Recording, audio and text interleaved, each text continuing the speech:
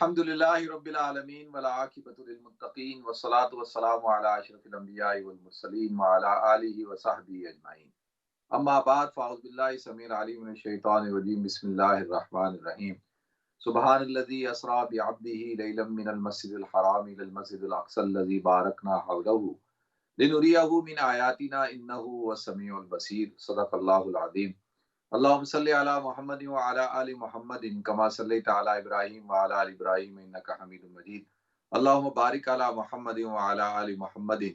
کما بارکت علی ابراہیم وعلی آل ابراہیم انک حمید مجید۔ رب اشرح لی صدری ویسر لی امری واحلل عقدۃ من لسانی یفقہوا قولی۔ محترم ناظرین کرام، بزرگان دین اور میری عزیز ماؤں اور بہنوں بھائیوں، السلام علیکم ورحمۃ اللہ وبرکاتہ۔ میں آپ کا میزبان عبدالوہاب آپ کو پروگرام گفتگو کے اندر خوش آمدید کرتا ہوں۔ ناظرین، رجب کا مہینہ مبارک حرمت والا مہینہ رواں دواں ہے، اور رجب کے مہینے کے اندر ایک عظیم الشان واقعہ پیش آیا جس کو ہم اسراء اور معراج کے نام سے یاد رکھتے ہیں، اور عام طور پہ ہم مسلمان کہتے ہیں معراج کا واقعہ یا معراج کا سفر، یا اس رات کو شب معراج کہا جاتا ہے۔ تو لہذا اس حوالے سے کہ معراج کا واقعہ کب ہوا، اور یعنی اس کے کون سے عوامل ہیں، اور اس کے جو معراج کے واقعے سے جو ہمیں پیغام ملتا ہے وہ، اور اس کا مقصد کیا تھا، معراج کو اللہ تعالیٰ نے کیوں اس سفر کو کروایا۔ تو لہذا ان موضوعات پہ اس مختصر سے وقت میں کوشش کروں گا کہ آپ حضرات کے سامنے گفتگو کروں۔ سب سے پہلے معراج کا واقعہ کب ہوا، اس کے حوالے سے کئی اقوال ہیں، اور ربیع الاول کے مہینے میں ہوا، رمضان مبارک میں ہوا، شوال میں ہوا، یا رجب میں ہوا۔ تو لیکن اکثر مورخین اور جمہور علماء کی رائے یہ ہے کہ معراج کا واقعہ 16 مہینے قبل ہجرت سے رجب کی 27 تاریخ کو پیش آیا۔ تو اب راج قول بھی یہی ہے، اور جمہور علماء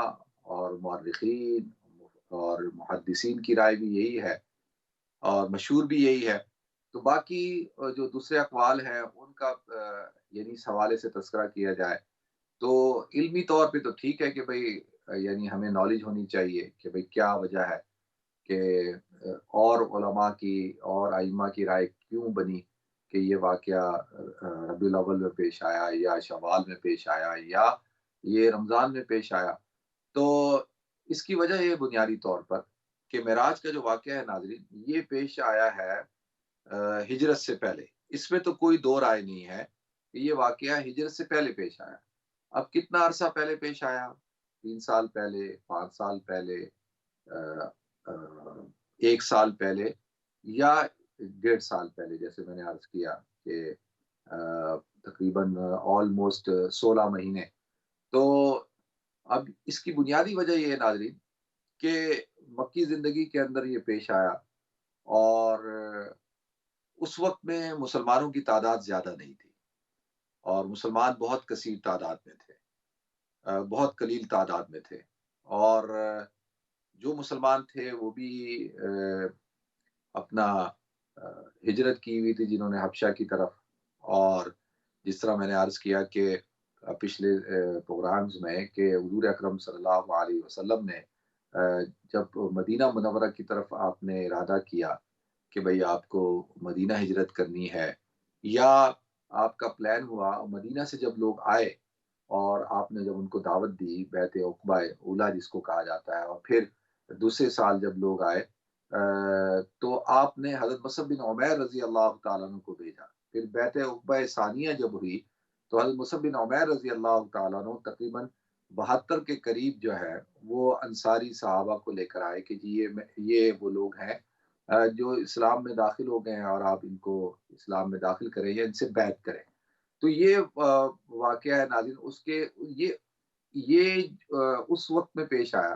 کہ ابھی تک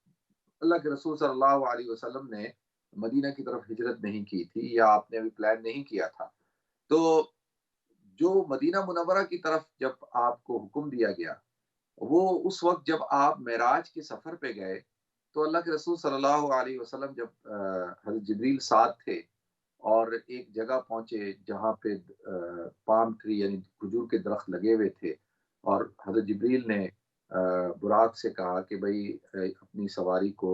براق کو کہا کہ تم اپنے آپ کو یہاں پہ اتارو۔ تو جب وہ اللہ کے رسول صلی اللہ علیہ وسلم جب وہاں آپ نے نزول کیا تو کہا کہ آپ 2 رکعتیں پڑھیں، تو اللہ کے رسول صلی اللہ علیہ وسلم نے 2 رکعتیں پڑھی اور کہا کہ یہ وہ جگہ ہے کہ جہاں آپ ہجرت کر کے تشریف لائیں گے۔ تو پھر وہ جو ہے نا قرآن میں رب ادخلنی مدخل صدق واخرجنی مخرج صدق وجعلنی من لدنک سلطانا نصیرا، یہ جب اللہ کے رسول صلی اللہ علیہ وسلم نے دعا مانگی کہ اللہ تو مجھے عافیت کے ساتھ، سچائی کے ساتھ داخل کر، اور سچائی کے ساتھ ہی جو ہے اور عافیت کے ساتھ ہی تو مجھے نکال، تو یہ اس وقت ڈیسائیڈ ہوا تھا۔ تو لہذا اس سے بات پتہ چلتی ہے کہ مکہ کے اندر بہت تھوڑے مسلمان تھے، تو اس لیے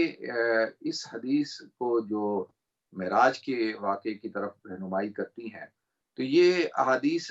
تھوڑے صحابہ سے جو ہے مروی ہیں، اگرچہ جو ہے وہ حضرت انس رضی اللہ تعالیٰ عنہ، حضرت مالک بن سعصع رضی اللہ تعالیٰ عنہ کی اور حضرت ابو ذر غفاری رضی اللہ تعالیٰ عنہ کی احادیث ذرا وضاحت کے ساتھ، تفصیل کے ساتھ اس سفر کو بیان کرتی ہیں، معراج کے سفر کو۔ تو اس وجہ سے یہ جو مختلف آراء ہوئی کہ کون سی تاریخ کو معراج کا واقعہ پیش آیا، ایک وجہ تو یہ تھی۔ دوسری وجہ یہ کہ یہ جو اسلامی کیلنڈر جو مدون ہوا ہے، یہ حضور اکرم صلی اللہ علیہ وسلم کے زمانے میں اس کو آپ نے رائج تو کیا، لیکن جب اس کو قانونی حیثیت جو امپلیمنٹیشن ہوئی وہ حضرت عمر رضی اللہ تعالیٰ عنہ کے دور میں ہوئی۔ تو اس سے پہلے جو عربوں کے اندر تاریخ کو متعین کرنا اور کسی بڑے واقعے کی طرف نشاندہی کر کے وہ متعین کرتے تھے، جیسا کہ عام الفیل کا سال، عام الحزن کا سال، اس طرح سے کوئی بڑا واقعہ ہو تو اس کی طرف نسبت کرتے تھے۔ تو اس لیے کوئی ایسا کوئی مدون یعنی کوئی رائج طریقہ نہیں تھا تاریخوں کو، یا کوئی کیلنڈر اس طرح کا نہیں تھا، تو اسی وجہ سے تھوڑا سا ہمیں جو اختلاف نظر آتا ہے۔ تو یہ بنیادی وجہ ہے اختلاف کی۔ اور دوسرا یہ کہ اب مشہور اور معروف اور اکثر علماء جمہور کی رائے یہ ہے کہ بھئی یہ رجب کے مہینے میں پیش آیا، اور 27 رجب یعنی 26 رجب کا دن تھا اور 27 رجب کی رات تھی اور ہفتے کا دن تھا۔ تو اب کیونکہ مشہور بھی یہی ہے اور اکثر علماء کی رائے بھی یہی، تو اسی لیے اب اسی بات کو بیان کیا جاتا ہے کہ معراج کا واقعہ جو ہے وہ 27 رجب کو پیش آیا۔ تو لہٰذا ناظرین، اب یہ واقعہ جو حضور اکرم صلی اللہ علیہ وسلم کو اللہ تعالیٰ نے یہ سفر کروایا ہے، تو اب یہ سوال اٹھتا ہے کہ یہ سفر کتنی دفعہ ہوا؟ تو اس پر کوئی دو رائے نہیں کہ یہ ایک ہی سفر ہے، اور حضور اکرم صلی اللہ علیہ وسلم کی زندگی کا اور یہ حالت بیداری میں ہے، اور ایک ہی سفر تھا، یعنی آپ کو جو معراج کا جو سفر کروایا گیا وہ یہ ایک ہی تھا۔ جو بعض علماء کہتے ہیں نا کہ دو اسفار تھے، ایک سبحان الذی اسریٰ بعبدہ لیلا من المسجد الحرام الی المسجد الاقصی، کہ ایک سفر تو وہ تھا کہ جو مسجد حرام سے مسجد اقصی کا تھا، پھر دوسرا سفر جو ہے وہ کسی اور موقع پہ کروایا گیا کہ جی آپ نے مسجد اقصی سے آسمانوں کا سفر کیا۔ تو حالانکہ یہ بات ٹھیک نہیں، بات یہی ہے کہ یہ ایک ہی سفر تھا، اور اسی کو اسراء اور معراج کہا جاتا ہے۔ اسراء اس لیے کہ قرآن پاک میں اللہ تعالیٰ نے اس جو سفر ہے اس کو سبحان الذی اسریٰ بعبدہ، کہ پاک ہے وہ ذات جو لے گئی اپنے بندے کو، جس نے چلایا اپنے بندے کو۔ تو اسریٰ کہتے ہیں رات کے وقت ٹریول کرنے کو، اور پھر لیلن کہہ کے اور وضاحت کے ساتھ اس بات کو بیان کر دیا گیا کہ یہ جو سفر تھا یہ رات کا سفر تھا۔ تو اب اس میں کوئی دو رائے نہیں، یہ سفر جو ہے وہ رات کا تھا، اور یہ معراج کا جو سفر ہوا ہے یہ رات کو ہوا ہے، کیونکہ قرآن نے اس بات کو بیان کر دیا۔ اچھا، اب کب ہوا ہے؟ تو جیسے میں نے عرض کیا کہ تقریباً کوئی آلموسٹ 16 مہینے پہلے ہجرت سے حضور اکرم صلی اللہ علیہ وسلم کا کہ طائف کا سفر ہوا۔ ناظرین، جب آپ طائف گئے ہیں تو طائف کا سفر بہت ہی زیادہ آپ کے لیے دردناک تھا، افسوسناک بھی تھا، اور آپ کو بہت زیادہ تشدد کیا گیا آپ پر، اور آپ کو تکلیفیں دی گئی، آپ کے نالین مبارک جو ہے وہ خون سے تر ہو گئے، اور جو ملک الجبال ہیں انہوں نے آ کے اللہ کے رسول صلی اللہ علیہ وسلم سے ارشاد فرمایا کہ آپ مجھے اگر حکم دیں تو میں ان دونوں بستیوں کی، طائف کی جو بستی ہے، اس بستی کو ان دونوں پہاڑوں کے درمیان جو ہے کچل دوں، دونوں پہاڑوں سے۔ تو اللہ کے رسول صلی اللہ علیہ وسلم نے ان کو منع فرمایا کہ نہیں ہو سکتا ہے کہ ان میں کوئی شخص ہو جو میرے پیغام کو قبول کر لے، توحید کو قبول کرے۔ تو یہ جو محمد بن قاسم ہے، یہ انہی کی نسل میں سے ہیں۔ تو لہذا یہ حضور اکرم صلی اللہ علیہ وسلم نے یعنی نبی الرحمہ ہونے کا جو پیغام دیا، حالانکہ ان کا جو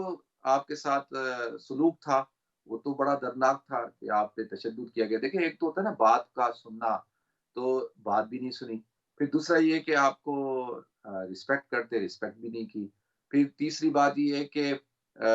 آپ شریر جو بچے تھے، شیطان بچے، ان نوجوانوں کو آپ کے پیچھے لگایا کہ وہ آپ پر تشدد کریں، پتھر مارے۔ تو لہذا یعنی اس قدر آپ کو صدمہ پہنچا ہے کہ اس کو بیان نہیں کیا جا سکتا۔ لیکن اب حضور اکرم صلی اللہ علیہ وسلم کو اللہ تعالیٰ نے اس صدمے کے بعد یہ جو طائف کا سفر ہوا ہے اور اس کے جو اثرات تھے، دو تحفے اللہ تعالیٰ نے آپ کو عنایت کیے۔ ایک تو یہ کہ جب آپ واپس آ رہے تھے تو جنوں کی ایک جماعت نے جو ہے نا، قل اوحی الی انہ استمع نفر من الجن فقالوا انا سمعنا قرآنا عجبا یہدی الی الرشد فآمنا بہ، کہ اللہ تعالیٰ نے جنوں کی ایک جماعت بھیجی۔ جب ہم جاتے ہیں نا حرمین شریفین، خاص طور پر مکہ المکرمہ، تو وہاں ایک مسجد جن ہے، تو اس جگہ پہ جنوں کی جماعت آئی اور انہوں نے حضور اکرم صلی اللہ علیہ وسلم کے پیغام کو سنا اور قبول کیا۔ اللہ نے یہ حضور کو تسلی دی، دیکھو اگر انسان نہیں سن رہے تو اللہ نے جنات کی جماعت بھیجی ہے، وہ سننے کے لیے، آپ کا پیغام سننے کے لیے تیار ہیں، اور انہوں نے قبول بھی کیا۔ انا سمعنا قرآنا عجبا یہدی الی الرشد فآمنا بہ ولن نشرک بربنا احدا۔ تو یہ اللہ تعالیٰ نے آپ کو ایک تسلی دی، اور پھر اس کے بعد جو ہے اللہ رب العزت نے حضور اکرم صلی اللہ علیہ وسلم کو معراج کا جو سفر ہے وہ کروایا۔ اب یہ جو سفر ہے، دیکھیں یہ سفر بہت ہی مبارک سفر ہے، اور اس سفر کی جو قرآن جو تشریح بیان کرتا ہے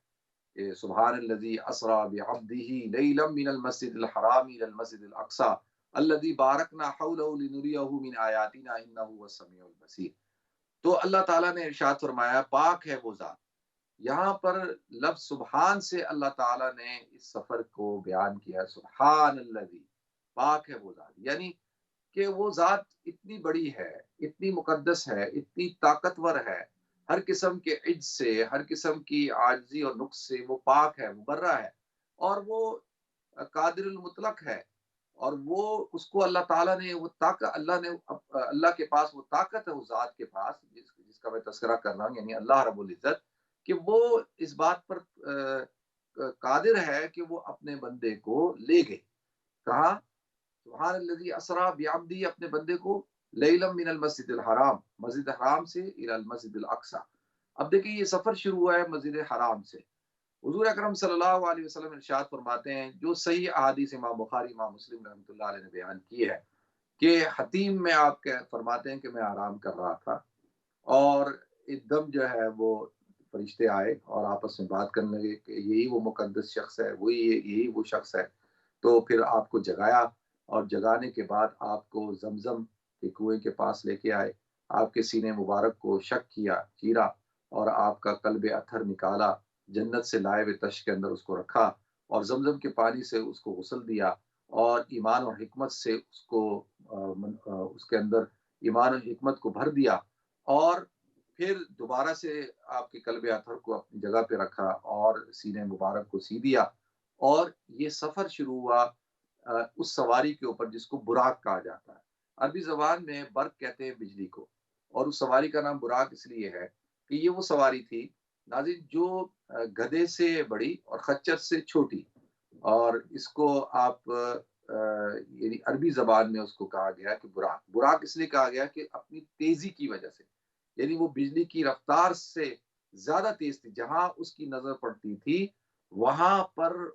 اس سواری کا قدم پڑتا تھا۔ اب آپ اندازہ کر سکتے ہیں اسپیڈ آف لائٹ جو ہوتی ہے، اور آپ کی جو خاص طور پہ جو نظر ہے، یہ آپ کی نظر جو ہے سیکنڈوں میں کئی 100 میل کا سفر طے کرتی ہے۔ مثال کے طور پہ اگر آپ زمین پہ کھڑے ہیں تو ایک سیکنڈ کے لیے آپ جب اپنی نگاہ کو آسمان پہ اٹھاتے ہیں تو آپ کی نظر کہاں تک پہنچتی ہے، یعنی کئی سو میل کا سفر طے کر لیتی ہے۔ تو لہٰذا اس تیزی کی وجہ سے اس کو براق کہا جاتا ہے۔ تو لہٰذا ناظرین، اللہ رب العزت نے حضور اکرم صلی اللہ علیہ وسلم کو یہ سفر کروایا۔ اب یہ سفر شروع ہوا، جیسے میں نے عرض کیا کہ اللہ کے رسول صلی اللہ علیہ وسلم کا پہلا جو ٹرانزٹ تھا، پڑاؤ تھا، وہ مدینہ منورہ میں، کہ آپ کو وہاں اتارا گیا، آپ نے 2 رکعت نماز پڑھی، آپ کو بتایا گیا کہ یہ وہ مقام ہے جہاں پہ آپ ہجرت کر کے آئیں گے۔ پھر آگے گئے، آپ کو جو ہے وہ بیت لحم کے اندر جو فلسطین میں، وہاں پہ حضرت عیسیٰ علیہ السلام کی جائے پیدائش، وہاں پہ اتارا گیا، وہاں پہ آپ نے 2 رکعت نماز پڑھی۔ پھر کوہ طور پہ جہاں پہ حضرت موسیٰ علیہ السلام کو تورات دی گئی، اور پھر اس کے بعد جو ہے وہ آپ کا آخری جو آخری ڈیسٹینیشن تھی وہ مسجد اقصیٰ تھی۔ تو مسجد اقصیٰ میں آپ کا جب نزول ہوا ہے تو سارے انبیاء کرام کی سواریاں بندھی ہوئی تھی۔ اللہ کے رسول صلی اللہ علیہ وسلم نے اپنی سواری کو باندھا، اور اس کو وہاں پہ ایک مسجد ہے جس کو مسجد براق کہا جاتا ہے، کہ اس جگہ پہ اللہ کے رسول صلی اللہ علیہ وسلم نے اپنی سواری کو باندھا اور 2 رکعت نفل نماز پڑھی۔ اچھا، اب اس پہ ہے کہ اللہ کے رسول صلی اللہ علیہ وسلم نے جو انبیاء کرام کی امامت کروائی، وہ جاتے ہوئے کروائی، یا جب اللہ رب العزت سے ملاقات کر کے آپ واپس آ رہے تھے تو اس کے بعد واپسی پہ کروائی، یعنی کب کروائی؟ تو بعض علماء کہتے ہیں کہ جاتے ہوئے کروائی آپ نے، بعض کہتے ہیں نہیں، واپسی پہ آپ نے کروائی، فجر کی نماز کا وقت تھا اور آپ نے جماعت کرائی۔ تو بعض علماء کہتے ہیں نہیں، جاتے ہوئے بھی کروائی، واپسی میں بھی کروائی، اور بعض کہتے ہیں جاتے ہوئے آپ نے حضور اکرم صلی اللہ علیہ وسلم 2 رکعت نفل پڑھی اور واپسی پہ کروائی۔ اچھا، اس پہ تو کوئی دو رائے نہیں کہ آپ نے جماعت کروائی ہے۔ اب ایک دفعہ کروائی یعنی عشاء کی کروائی، یا فجر کی کروائی، یا دونوں کروائی، تو یہ اس پہ تو کوئی دو رائے نہیں ہے کہ آپ نے کروائی۔ تو اللہ کے رسول صلی اللہ علیہ وسلم جب پہلے آسمان پر پہنچے تو حضرت اچھا، اب جو آسمانوں کا سفر ہے ناظرین، وہ شروع ہوتا ہے مسجد اقصیٰ سے۔ جو قبۃ الصخرہ ہے، وہاں پہ ایک چٹان ہے اور وہاں مسجد بھی ہے، اس کے اوپر سے اللہ کے رسول صلی اللہ علیہ وسلم کا سفر شروع ہوا۔ پہلے آسمان پر پہنچے، حضرت جبریل ساتھ تھے، فرشتے ساتھ تھے، اور پہلے آسمان کے دروازے کو کھٹکھٹایا گیا تو آواز آئی کون ہے، بتایا گیا کہ جبریل ہے، اور ان کا کہا آپ کے ساتھ کون ہے، کہا کہ محمد صلی اللہ علیہ وسلم ہے۔ تو اور انہوں نے آپ کا استقبال کیا، دروازہ کھولا اور مرحباً نبی الصالح و ابن الصالح کہہ کے استقبال کیا۔ تو آپ نے دیکھا کہ ایک شخص ہے جنہوں نے استقبال کیا ہے، اور وہ ان کے دائیں طرف وہ جب دیکھتے ہیں تو وہ کچھ سائے ہیں، اور وہ خوش ہوتے ہیں، جب بائیں طرف دیکھتے ہیں تو غمگین ہوتے ہیں۔ تو یہ وہ شخص ہیں حضرت آدم علیہ السلام، اور انہوں نے استقبال کیا، اور جب ان سے پوچھا گیا کہ بھئی آپ اپنے دائیں طرف دیکھ کے خوش ہوتے ہیں، بائیں طرف دیکھ کے آپ ناخوش ہوتے ہیں، غمزدہ ہوتے ہیں، تو اس کی کیا وجہ ہے؟ تو انہوں نے فرمایا کہ جی، میں جو میرے دائیں طرف جو میری امت ہے، یہ یہ جنتی ہیں، اور ان کو دیکھ کے میں خوش ہوتا ہوں، جو بائیں طرف ہیں میں ان کو دیکھ کر غمگین ہوتا ہوں، کیونکہ وہ میری امت یہ جو جہنم میں ہوں گی۔ اس کے بعد آپ کا سفر جو ہے وہ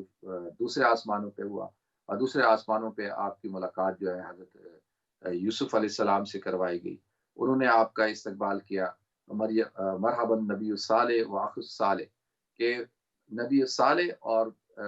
نیک اور صالح بھائی کہہ کے استقبال کیا۔ پھر جو ہے تیسرے آسمان پہ آپ کی ملاقات جو ہے وہ حضرت عیسیٰ علیہ السلام اور حضرت یحییٰ علیہ السلام سے ہوئی، اور چوتھے آسمان پہ آپ کی ملاقات جو ہے وہ حضرت ادریس علیہ السلام سے ہوئی۔ پانچویں آسمان پر آپ کی ملاقات حضرت ہارون علیہ السلام سے ہوئی، اور چھٹے آسمان پہ آپ کی ملاقات حضرت موسیٰ علیہ السلام سے ہوئی، اور ساتویں آسمان پر آپ کی ملاقات حضرت ابراہیم علیہ السلام کے ساتھ ہوئی۔ حضرت ابراہیم علیہ السلام جو ہے وہ بیت المعمور کے ساتھ لیک لگا کر بیٹھے تھے، لہذا ان سے ملاقات ہوئی۔ لہذا ناظرین، پھر یہ سفر چلا ہے آپ کا سدرۃ المنتہا تک، اور سدرۃ المنتہا پر پہنچ کر پھر آگے کا جو سفر ہے ناظرین، حضرت جبریل نے فرمایا کہ بھئی اس سے آگے کا سفر جو ہے وہ آپ نے اکیلے طے کرنا ہے، یہ بارڈر ہے، اس سے آگے جو ہے وہ میں اگر اپنا ایک پر بھی رکھوں گا تو وہ جل جائے گا۔ تو یہاں پر آپ دیکھیں کہ یہ خاص اللہ رب العزت نے آپ کو ایک رتبہ دیا، ایک مقام دیا، کہ بیت المعمور سے بھی آگے، یعنی بیت المعمور وہ قبلہ جو آسمانوں کا ہے، اور جہاں پر 70,000 فرشتے ایک دفعہ داخل ہوتے ہیں طواف کرنے کے لیے، تو دوبارہ ان کا نمبر نہیں آتا۔ تو پھر حضرت جبریل علیہ السلام، حضور فرماتے ہیں کہ میں نے دیکھا حضرت جبریل کو، ان کے 600 پر ہیں، اگر وہ ایک پر جو ہے وہ کھول دیں تو جو مشرق و مغرب ہے وہ اس سے ڈھانپ جائے، یعنی اتنا بڑا ان کا جو ہے وہ پر، اگر وہ دو پر کھولے، ایک پر کھولے تو پورا مشرق، ایک پر کھولے تو پورا مغرب جو ہے اس پر کے نیچے آ جائے، تو چاند سورج اس کے نیچے چھپ جائے، یعنی اللہ کے رسول صلی اللہ علیہ وسلم نے ارشاد فرمایا۔ تو لہذا ناظرین، پھر جو قرآن کہتا ہے نا، والنجم اذا ہوا ما ضل صاحبكم وما غوا وما ينطق عن الهوى ان هو الا وحی یوحى علمہ شدید القوى ذو مرۃ فاستوى، کہ وہ آگے جا کے فقاب قوسین او ادنی فاوحى الى ما عبدی ما اوحى،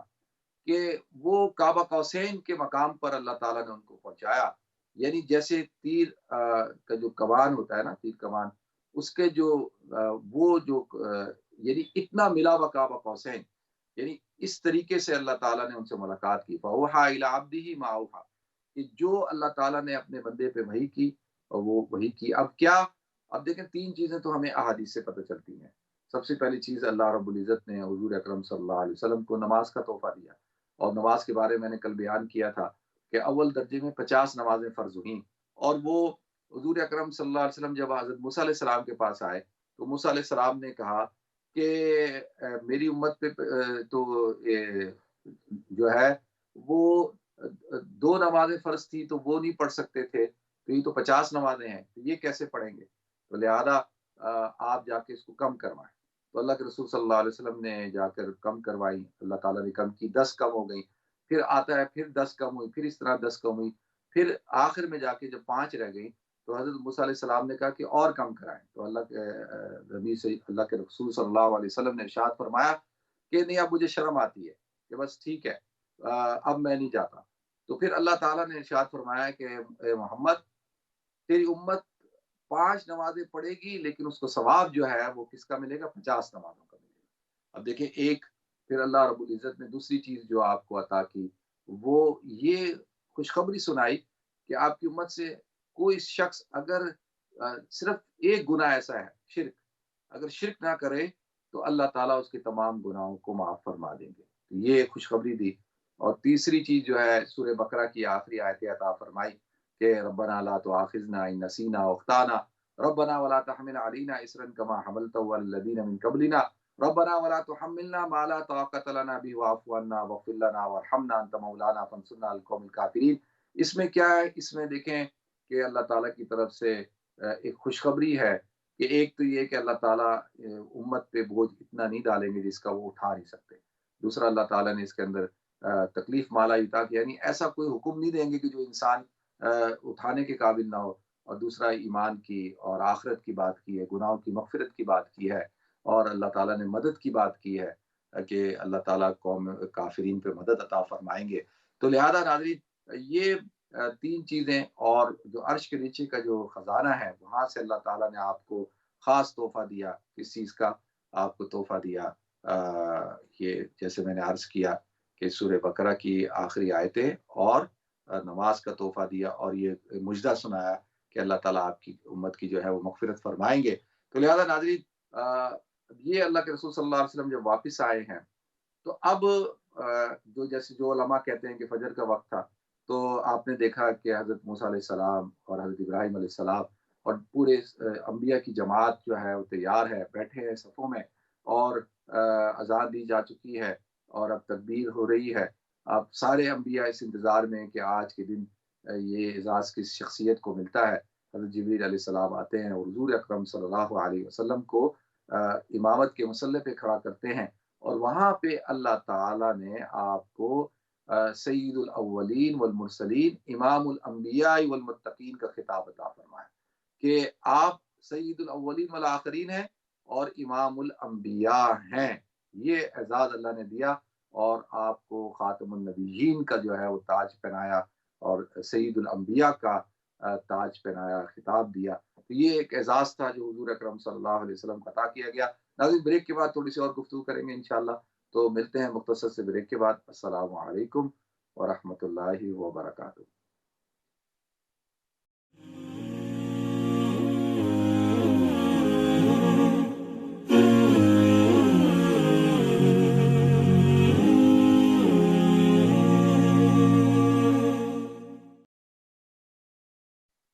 बिस्मिल्लाहिर्रहमानिर्रहीम, अस्सलाम वालेकुम वरहमतुल्लाहि वबरकातुहू। नाज़रीन, आपको एक दफ़ा फिर प्रोग्राम गुफ्तगू के अंदर खुशामदीद करता हूँ।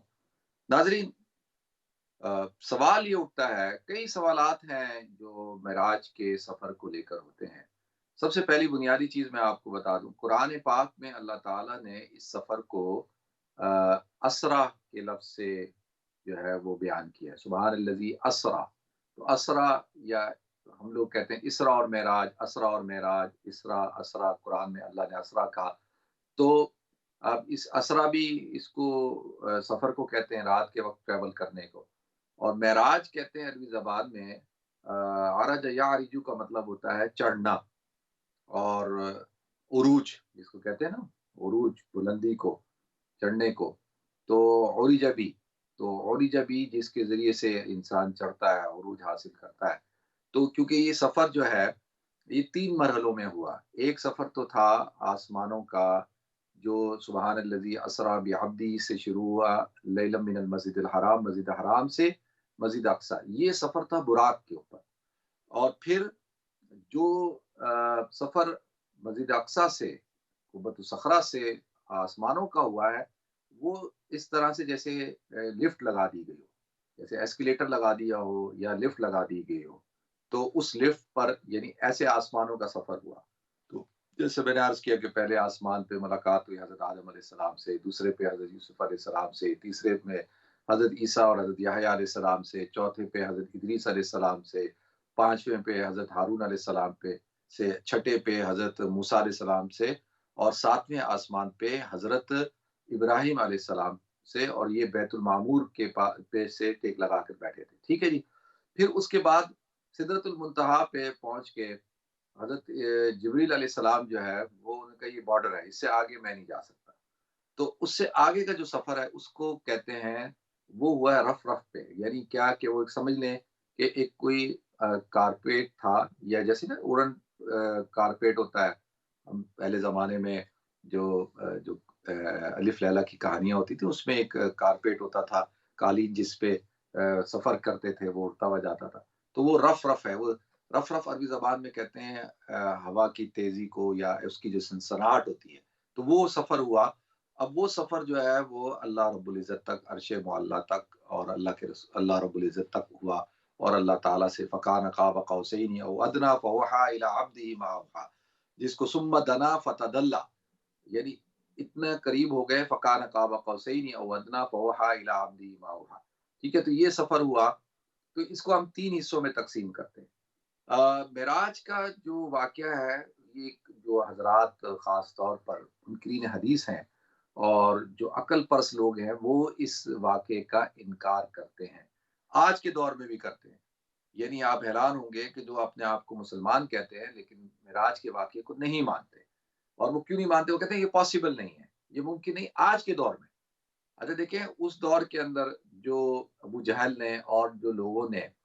जो इनकार किया था, तो उनका तो कहीं न कहीं चलें आप समझ सकते हैं कि वो हज़रात जो घोड़ों पे, ऊँटों पे सफ़र करने वाले,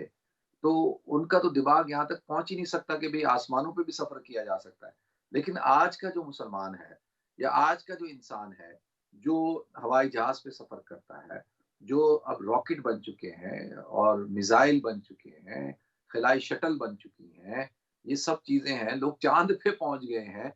तो आज का अगर कोई इंसान इनकार करता है, तो ये बात तो समझ में नहीं आती। ये तो अक़ल के खिलाफ़ है। तो लिहाज़ा उस ज़माने में तो मुनकिर थे,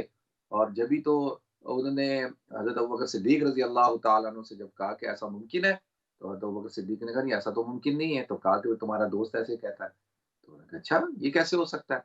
अगर वो मेरा दोस्त कहता है तो बिल्कुल ठीक कहता है, क्योंकि उस उनके कहने पे तो हमने अल्लाह को माना, फ़रिश्तों को माना, जन्नत-जहन्नम को माना, कुरान को माना। तो वो अगर कहते हैं तो मुमकिन है। तो लिहाज़ा नाज़रीन, आज के दौर के अंदर जब स्पीड ऑफ लाइट की एक का कॉन्सेप्ट क्लियर हो चुका कि कितनी तेज़ी के साथ